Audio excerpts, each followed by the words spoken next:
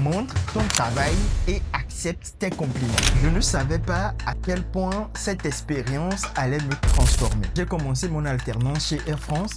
Comme beaucoup d'autres jeunes Africains, j'avais appris à ne pas trop parler de moi. Lorsque en 2023, je débutais mon alternance chez Air France en tant que assistant chef de projet informatique, je ne savais pas à quel point cette expérience allait me transformer.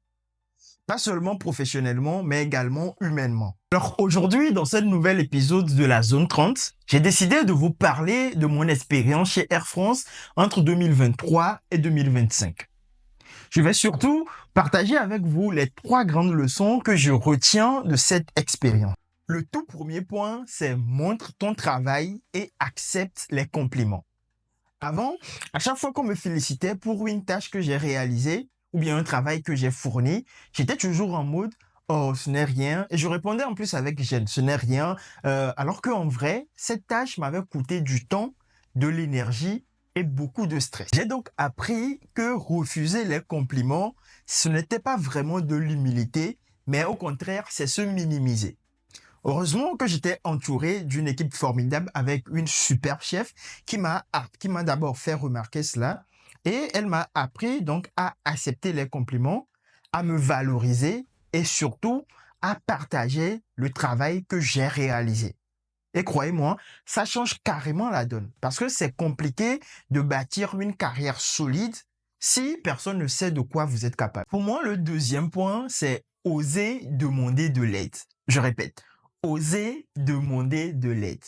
Donc, à un moment du coup de cette expérience chez Air France, j'ai participé à un concours entrepreneurial. Et pour avoir des points en surplus, il fallait avoir soit un parrain ou soit une marraine du coup sur son projet. Moi, je me suis dit, je ne connais personne d'important en France ici. Donc, je vais faire 100. Lorsque mes collègues, ils ont appris cela, ils n'étaient pas du tout d'accord avec moi. Ils ont fait jouer leur réseau en ma faveur.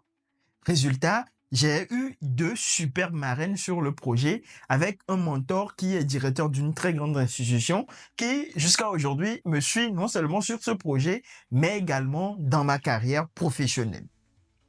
Tout simplement pour vous dire, il suffit tout simplement parfois de demander de l'aide à côté. Vous ne savez pas qui peut vous aider réellement, qui connaît quelqu'un, ou qui connaît quelqu'un qui serait ravi de tout simplement vous donner un coup de main et voir votre projet se réaliser. Osez demander de l'aide. Le troisième et dernier point, c'est fais bien ce que tu fais, peu importe quoi. Ça a toujours été ma règle d'or depuis le Togo. Et ça, c'est l'une des choses que j'ai apprises en fait de mon père. Peu importe la tâche qu'on te donne, même si c'est une tâche invisible que personne ne te regarde, donne le meilleur. Fais-le bien, que personne ne soit obligé de repasser derrière toi. Donne le meilleur de ce que tu as à faire.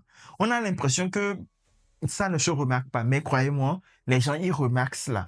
Ça se voit dans la qualité du coup de vos livrables. C'est ce qui va faire qu'on va dire, telle personne, il est professionnel, telle personne, il se donne, il est investi. Je sais que c'est un sujet sur lequel on ne sera pas forcément tous d'accord, mais je crois fortement que pour bâtir une carrière solide, une image forte, une réputation même qui t'ouvre les portes, il n'y a que 3 choses.